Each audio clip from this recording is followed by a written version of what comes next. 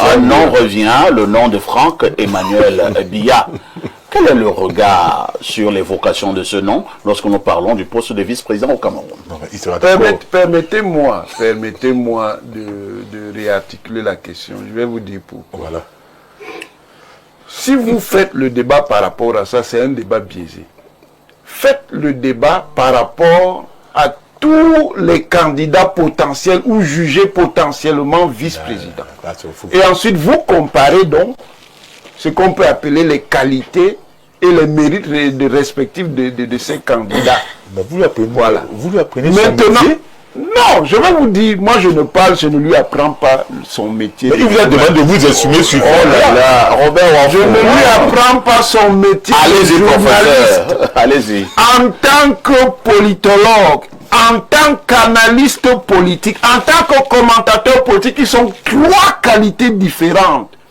Je suis un homme d'expérience. Vous êtes d'accord avec Franck? Je lui dis donc que le débat autour de ce que Franck Biya peut être un candidat s'apprécie mieux quand on dit quels sont les autres candidats possibles. Évoquez dans les autres candidats possibles. Bon, ils le disent sans vouloir citer les noms. Parce qu'ils disent le Premier ministre Philémon Yang, le Premier ministre Mafani Moussongue, le secrétaire général de la présidence Ferdinand Ngongo, et d'autres encore sont présentés à tout le Premier comme ministre. Comme des potentiels candidats. Joseph John Gouté sont présentés comme de potentiels candidats. Et M. Franck Emmanuel Biya est aussi présenté comme candidat.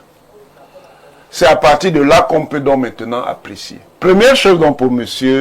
Franck Emmanuel Biya, c'est un citoyen camerounais.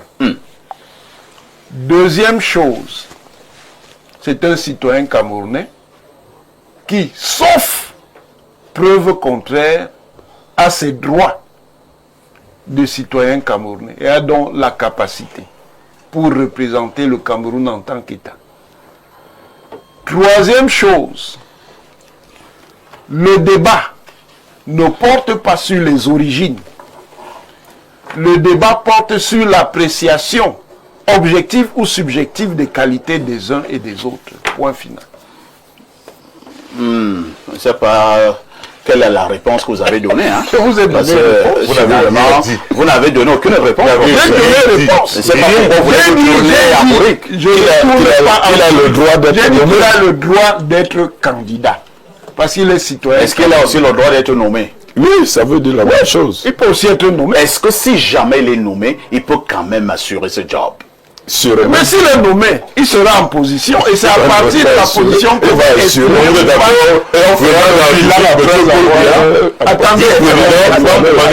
Attendez.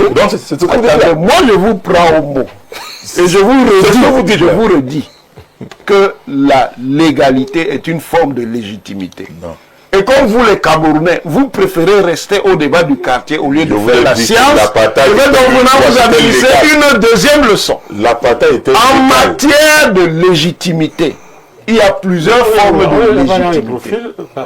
Il y a la légitimité traditionnelle qui est basée sur la coutume. Il y a la légitimité charismatique qui est basée sur les propriétés qu'on prête à une personne. Il y a la légitimité légale rationnelle. Et nous en sommes. Merci. Hein. Je voudrais que chacun puisse se donner.